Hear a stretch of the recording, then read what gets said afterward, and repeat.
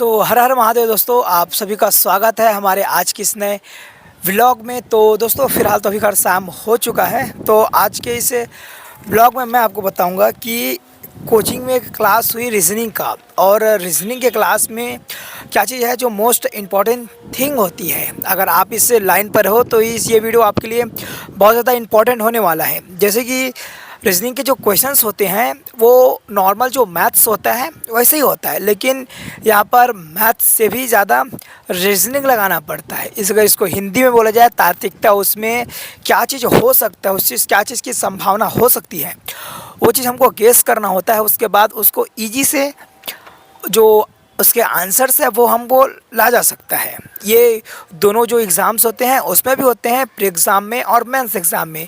तो pre exam में थोड़ा सा इजी इसलिए हो जाता है, इजी नहीं हो सकता, बस मान सकते हैं कि थोड़ा इजी हो जाएगा, क्योंकि उसमें 4 ऑप्शंस दिए रहते हैं। लेकिन उस 4 ऑप्शन में भी ऐसे ट्रिकी आंसर दिए होंगे कि या तो आपको क्या लगेगा कि ये चारों जो ऑप्शंस है चारों ऑप्शंस गलत है, या फिर आपको ऐसा लगेगा कि ऑप्शन ए भी राइट है, ऑप्शन बी भी सही है, ऑप्शन सी भी सही है। तो ऐसा ट्रिकी रहेगा। अगर आप कन्फ्यूज़न में रहेंगे तो अगर आपको जो जिस लेवल की वो तार्किकता मांगता है, तार्किकता ही बोलते हैं, अगर वो चीज़ नहीं है तो आपको ऐसी कन्फ्यूज़न होने वाली है। लेकिन अगर आप उसमें थोड़ा सा वर्क कर लेते हैं तो प्री में भी बहुत ईजी होगा, बहुत ज़्यादा टाइम टेकिंग नहीं होगा, क्योंकि आप क्वेश्चन को देखकर आप उसको इजी समझ सकते हैं कि ये किस पैटर्न पर बना है। ये जो उसका जो खेल होता है वो पूरा पूरा पैटर्न पर होता है कि इसमें बहुत सारे पैटर्न्स ऐसे बनते हैं। अगर जो 3-4 नंबर्स दिए हैं, नंबर के बाद जो चौथा टर्म दिया है वो बड़ा दिया हुआ है, तो वहाँ पर सिंपल सा जो लॉजिक लगता है वो ये है कि या फिर जो 2-3 अलग अलग नंबर्स दिए हैं वो नंबर पर ऐड होगा, आपस में तीनों जो अंक हैं वो जुड़ के चौथा वाला टर्म आ जाएगा। एक तो ऐसा है।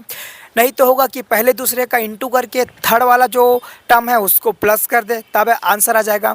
और इसके बाद भी आता है कि फर्स्ट जो टर्म दिया है, सेकंड टर्म दिया है, दोनों टर्म का स्क्वायर करके जो साइड में जो फोर्थ टर्म है वो आ सकता है, क्यूब आ सकता है।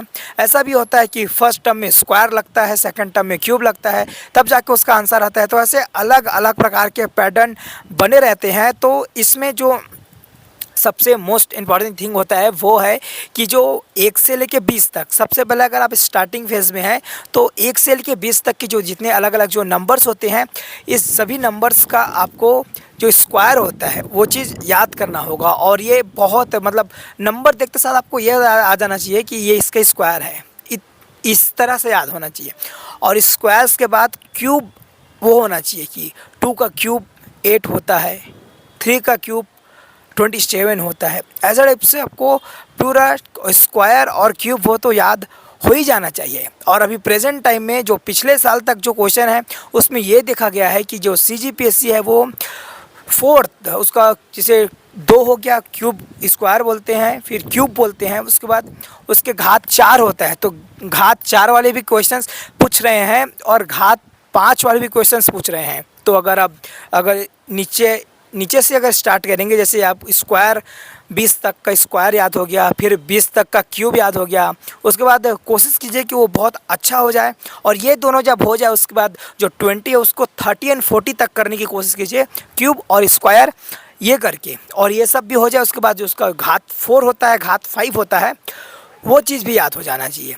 दोस्तों अगर स्क्वायर और क्यूब बहुत अच्छे से कर लेंगे ना, तो जो घात 4 आता है, घात 5 आता है, वो मतलब ईजी हो जाएगा, क्योंकि उसी से कोरिलेटेड करके ही आगे जो बना रहता है वो ऐसा होता है। तो ये जो 2 चीज़ है कि स्क्वायर याद करना, स्क्वायर के बाद उसका क्यूब याद करना, और क्यूब याद करने के बाद कम से कम 20 तक के जो पहाड़े आते हैं, पहाड़ा कि कितना पंचे क्या होता है, कितना सत्ता, मतलब ऐसे नॉर्मल्स तो बहुत सारे सभी लोगों को याद भी रहते हैं, लेकिन ऐसा याद आना चाहिए कि जैसे स्क्रीन पर दिख गया 153, तो आपको 153 दिख गया तो फिर आपको तुरंत माइंड में ये आना चाहिए कि 17 कन्या करेंगे तो 153 हो जाएगा, 153। तो ऐसा 17 नहीं 153, ऐसा टाइप से थोड़ा मतलब एकदम क्वेश्चन को देखते साथ अगर माइंड में क्लिक किया ना, तब जो टाइम टेकिंग है रीजनिंग, वो बहुत कम समय में और बहुत अच्छे तरीके से राइट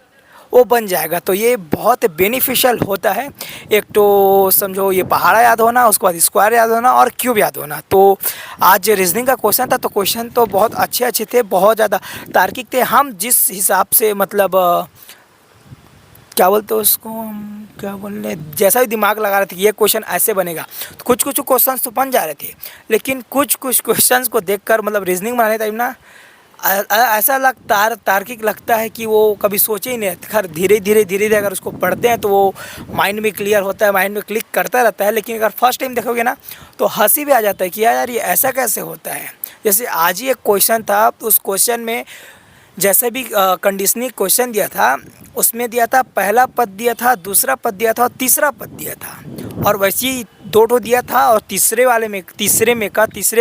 जो पद है टर्म्स उसको याद करना था। तो उसमें कैसा हुआ, पहले टर्म का स्क्वायर किया, दूसरे टर्म का क्यूब किया, उसके बाद तीसरा जो टर्म है वो निकल के आया, वैसा ही हुआ। तो ये जो जो चीज़ें हैं स्क्वायर और क्यूब, ये बहुत इंपॉर्टेंट रखते हैं। अगर आपको याद नहीं होंगे तो आप जल्दी से याद कर लीजिएगा। मेरे को 20 तक का स्क्वायर तो याद है और क्यूब याद नहीं है, तो क्यूब मेरे को भी याद करना पड़ेगा। तो दोस्तों रीजनिंग अगर आप पढ़ते हैं तो ये बहुत ज़्यादा इंपॉर्टेंट होने वाला है। तो आप दोस्तों इसको जल्दी से याद कर लीजिएगा। दोस्तों सेकेंड थिंग, ये जो क्वेश्चन पेपर आया था इसका जो मॉडल आंसर है वो तो निकल कर सामने आ गया है। और इस मॉडल आंसर से मैच करने पर बहुत सारे जो मेरे क्वेश्चन जो मैं टिक करके आया था वो रॉन्ग, गलत, बहुत सारे चीज़ गलत हुए। मैं तो ऐसा लगता है जितना सही किया हूँ उससे ज़्यादा गलत हो गया ऐसा लगता है। तो क्योंकि माइनस मार्किंग भी था, तो देखते हैं 1-2 दिन में इसका जो रिज़ल्ट है वो आ जाएगा। बाकी देखते हैं, थोड़ा मतलब पहले हिसाब से तो बहुत बेकार, और बेकार नहीं बोलना चाहिए, फर्स्ट ट्राई है तो ठीक है। लेकिन इस जितना अच्छा बना उससे और ये अच्छा बन सकता था, लेकिन नहीं बना, कोई दिक्कत नहीं है। मिलते हैं दोस्तों जो नेक्स्ट एग्जाम होगा उसमें अच्छा हम करने की कोशिश करते हैं। तो अगर आपको ये व्लॉग पसंद आया होगा तो जरूर से इसको लाइक कीजिएगा। अपनी जो राय है वो कमेंट में जरूर लिखिएगा कि आप मेरे इस वीडियो को आप कहाँ से देख रहे हैं। और मिलते हैं नेक्स्ट व्लॉग में बहुत जल्दी। तब तक के नमस्कार, जय हिंद, जय भारत, जय छत्तीसगढ़।